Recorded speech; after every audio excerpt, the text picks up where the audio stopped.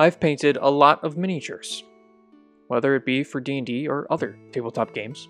The one thing that all of these minis that I've painted have in common is that they are mini. They're small. I haven't really painted many larger models. I've never done a dragon or a beholder or any big monster really.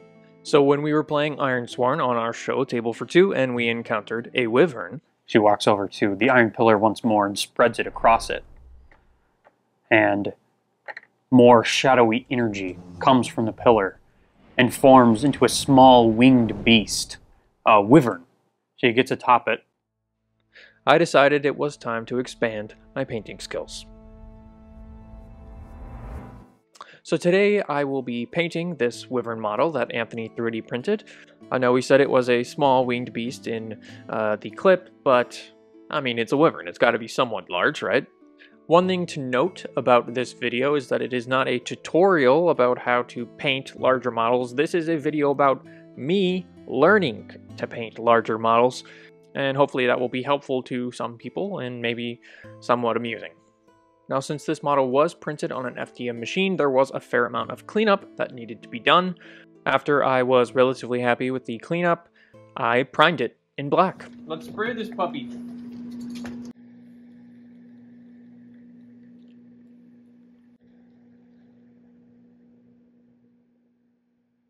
I then decided that the primer made the layer lines on the base seem very evident, so I decided to add some Vallejo earth texture to the base.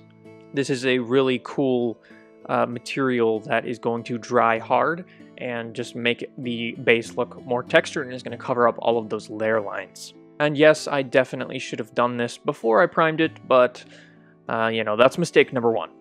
I also added some Army Painter rocks right into the texture paste before it dried, just to give it a little bit more variety.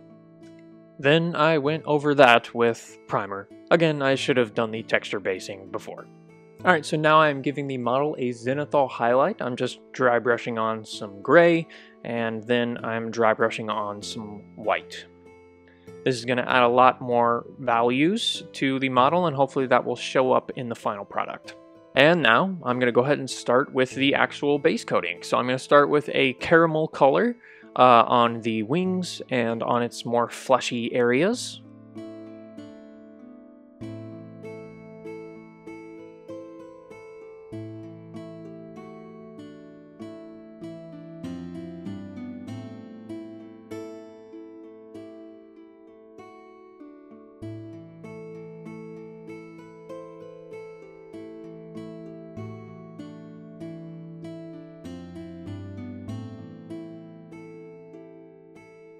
Next, I decided to go with a darker blue color for the rest of the model.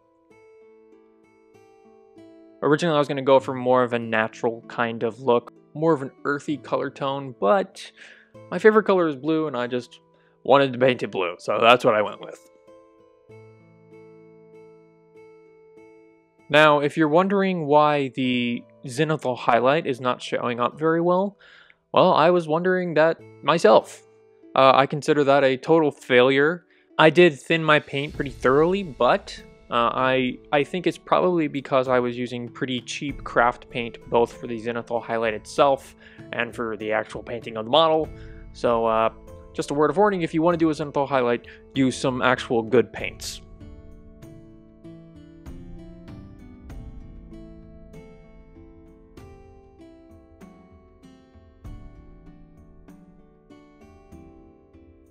Next, I am going to cover the model in washes. I've said it before, and I will always continue to say it, washes are basically talent in a bottle. The wash is not only going to tint the existing colors you have on the model, it's also going to seep into the lower areas, really bringing out a lot of details. You do have to be careful with models that are FDM printed because it will also bring out the layer lines and make them a lot more evident. Here I'm going with a whole bunch of brown washes.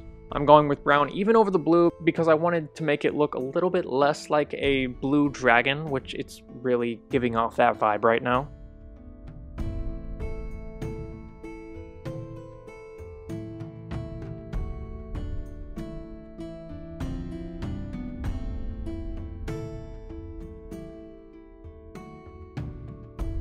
After all the washes have dried, which took a very long time, I went on to highlighting.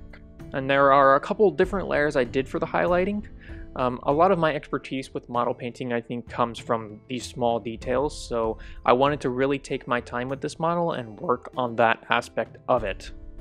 So I did a lighter caramel color on the fleshy areas, really taking time to make sure the raised areas are a lot brighter, and I also did a few different layers for that. And then I did a lot of work on the blue, slowly going to lighter blues. I also went back to the tan. A lot of model painting is just kind of taking a look at the entire model as a whole and then adding stuff that you think will look good. And the great thing about painting is you can always paint over it, or you can even strip off paint with water. So there's really no mistakes that can be undone. It's really just putting paint on the model and seeing what looks good. This trial and error style of painting is the best way that I've found to paint models, because you don't know what's going to look good until it's actually on the model. And specifically, I would say the highlighting process, in my opinion, is the most important process. Yeah, the wash brings out a lot of details, but you're going to even further accentuate those details in the highlighting process. So I definitely recommend, not only for big models, but also small models, to take a lot of care and a lot of time in highlighting.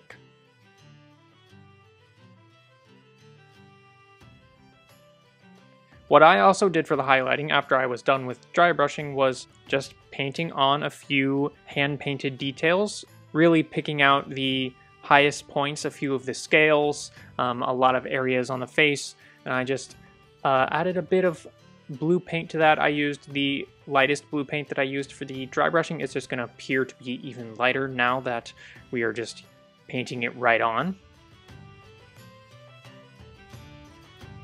It is also at this point that I realized the horns at the very top should probably be more of a bone color, so I repainted them.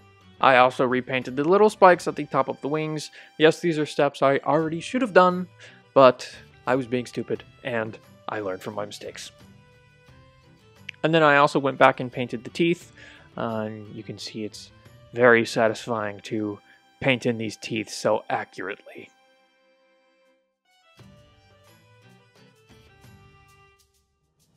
And then I also added some quick washes to the horns and spikes and teeth. Alright, pretty much the final step is doing the eyes. Eyes can be pretty hard. I've done quite a bit of eyes on quite a lot of small miniatures, so I was actually fairly confident. And so because of that, you can see some very satisfying footage of me painting on these yellow eyes. Alright, you know what's even more satisfying than painting the eyes? It's painting the pupils. That's right, I did pupils on these. I did the reptilian slits, and I'm actually very happy with how they came out. After that, I did a little bit more touching up on the base to make it look a bit more like dirt, and then I called it good. She walks over to the iron pillar once more and spreads it across it.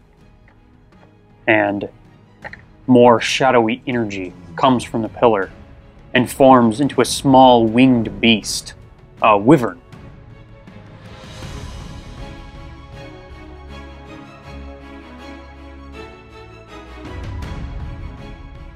Now again, keep in mind, I haven't really painted a lot of models at this scale.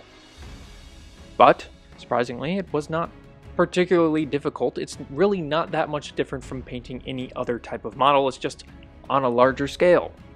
So if you are like me and haven't painted a lot of monsters or larger creatures, I encourage you to give it a shot.